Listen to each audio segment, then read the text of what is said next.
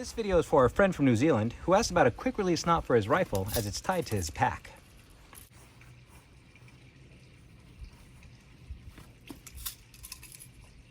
Thanks for watching. If you'd like to support my channel, you can visit my shop at awesomeforsale.com and pick up one of your very own Marlin spikes. We'll even engrave it for you. Now the pack our friend showed as the example has pretty specific tie-down points, but I wanted to make sure that this system could be used on any backpack, and all backpacks have at least one strap with an upper and lower tie-down point. So here's what we're going to do to start. I'll take a short section of cord and I'm going to go around the entire thing, full turn, and I want to fuse these two ends together. Now you want to make sure this is a clean fuse, so I'm going to trim off any of the excess inner strands. I'm going to match it up so it's the same length as the width of our strap, and I'll trim it there too. There we go. Now we'll pull this tight and we're going to fuse both of these together. Again, let's trim this up so that it's nice and flat with the end. I'll carefully use my jet lighter to melt both ends. And I don't want to burn it. I don't want it catching on fire. I just want to make them molten so I can fuse them together. Hold it together until it's completely solidified. Now this must be done with freshly cut paracord. If you try to do this with cord that's already been fused, it will not hold a proper bond. And this here, this is not something you can undo by hand. Yeah, that's not going anywhere. This extra little piece I trimmed off, I'm going to run it through and I'm going to include it into the handle for my bag there. And now I'm going to fuse this little link too. This is optional, but it keeps my rifle from sliding down the strap when I'm not wearing the pack. Take a look at this knot before we move forward. This is the example I'm going to tie so you understand better what's going on with our pack. With my strands, I'll lay the blue over top the red, and I'm going to do a full turn with my blue. Okay? And now what I'll do is I'll take this red side pointing towards me, and I'm going to pass it underneath on the left-hand side of my loop. This side here, I'm going to pass it over the top and then underneath. And this creates that friendship knot that you've seen tied with bracelets. There we go. All right, now for the lower anchor point. Before we do that, we need to tie in a loop at the end of our cord. This is what we'll end up with, but the pattern makes it kind of difficult for you to see what I did, so we're going to tie it in some blue Paramax. I'm going to tie a version of a fisherman's knot. And to do that, I'll just give myself an ignition twist in my line, make that loop, and then pass that bitter end through. Simple overhand knot. Now I'll take this end, I'm going to pass it right back through, and I'll tighten it up. Okay. Before I completely tighten it, I want to tie this end here onto the standing portion. And I'm going to do it twice so you can see what to do if it's not working out for you. So if I take my rope and I go over the top in front, and then I go around and then I tie off my second overhand knot around the standing portion, watch what happens. I want to pull this tight so that everything stacks up perfectly with itself. And these two knots are not stacking perfectly. They look kind of awkward, okay? Even if I try to push them into place, they're still opposing. And so what I need to do is, instead of going in front, I'm going to go around the back, and then I'm going to tie in my overhand knot. Okay. If it doesn't work the first time, just untie it and run through the other direction. Okay, we almost lost it there. But here, now what I can do is pull these together, and you can see how my two knots stack perfectly on top of each other. The folded arms are going the same direction. That's what we want. And this is the loop that we're going to use for our system. You'll want to tie a loop off of both sections of cords. These cords are 54 inches each, or I think that's 137 centimeters.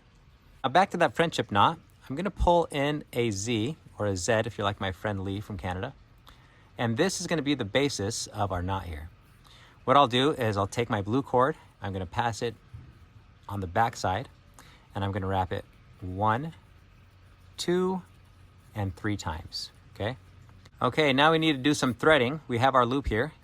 I'll take the cord that was left over, I'm going to pass it backwards underneath, okay? Go around the back, and I'm going to thread it right down this loop. There's once, okay? We're gonna do that 3 times. Bring it around, bring it up. Here's twice. And then our last time. Bring it up and around, and then down. There we go. Now what we've done is created a modified version of our friendship knot, if you can see it. And the reason we do 3 turns on each side is because we don't want our webbing inverting on the cord. As I pull this tight, the webbing wants to straighten out. And if there's not enough turns, it'll slip everything through and then we just have a big sliding knot. We don't want that, we want it to stay in place. Using my trusty Marlin spike, I'm gonna take out the slack. Here we go. Now we want it as tight as we can get it without collapsing the webbing.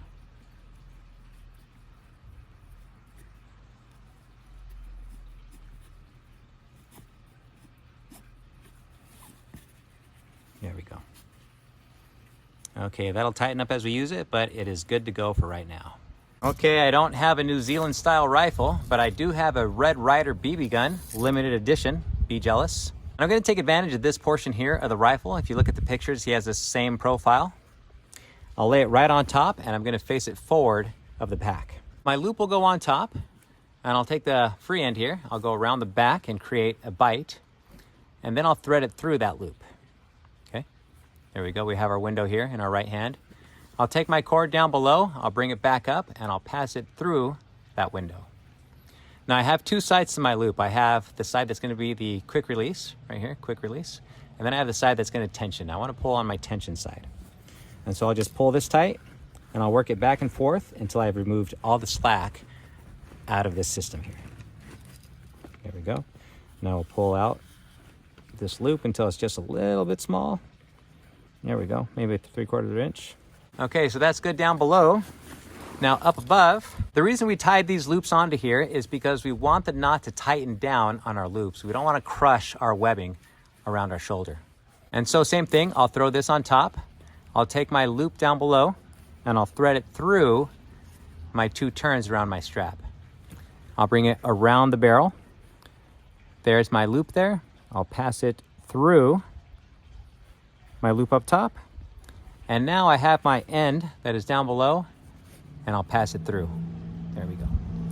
Same thing, I'm gonna use a tensioning side to pull everything tight. There we go. Quick note here, the reason I tied this the way I did with the loops facing back away from the wearer is because I want both retentions to release as you pull the cords forward. And if I have this tied the other way, it kind of trips up on the release mechanism. See here, I can pull this forward and it'll release this loop. If I had these loops facing the other way, I'd have to pull through an angle of the rope and it just makes it more difficult to release. Now what I want to do is tie these 2 together and I'm going to use a simple sheep bend. And so with my red line, I'm going to create a bite there. I'll take my blue line and I'll thread it up from the bottom. I'm going to go around the entire loop of the red. I'll pick this up to create a window and then I'll pass the other section through. It's just a simple sheep bend. There we go. And then I'll dress this up so we don't have so much slack. I don't want this free end just dangling about, so what I'm gonna do is tie a simple barrel knot. I'm gonna go around the back, over the top again, and pass it underneath those 2 windows that I just made. Pull this tight. There we go. Now this can adjust, and I can pull out the slack and not have a free piece of cord. Our quick release is set up, and now we need to address the handle. If we don't do something with this, once I deploy it, it's gonna release from up top here and all this cord is gonna be dangling by my feet. We don't wanna get tripped up, so we need another place to help us out in deploying and to store our cord after it's released. And I'm just gonna take advantage of the loop that's left over from the buckle that's threaded in. Open this up with our Marlin spike. Perfect. And then I'll just pass it through. Okay. Here I'm just gonna tie in a simple bow line. Let's take this and we'll do an ignition twist. There we go. I'll go out of the rabbit hole, around the tree, and back down. There we go. All right, so I have my rifle attached to my pack. I have my little loop holding onto my carrying handle, and that's if I take my pack off. This may slide down the strap, but since it's hooked on there, it's not gonna slide down anymore. I'll just throw this on one side, throw this on the other. There we go, we have a rifle. Be sure that you feel both retentions clear as you pull your cord. I'm gonna hold onto my buttstock, I'll pull once. I felt one go, my bottom one is still attached. I'll pull again. There we go. Now I got my rifle clear. With everything set up, it'll be a lot faster to tie in our rifle. Okay, here we go. Loop over the top, loop around the back, thread it through, bring the loop through on the bottom, and then pull in my tension. Release that a little bit, tighten it up, there we go. There's the bottom. Let's go over to the top. Loop over the top. Pass it underneath.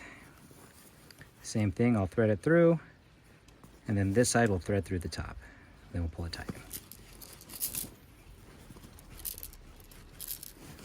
All right, there we go, we're tied on. Thanks for watching. If you'd like to support my channel, you can visit my shop at awesomeforsale.com. For the rest of this month, any orders for rope or cord will include 8 of these leather toggles.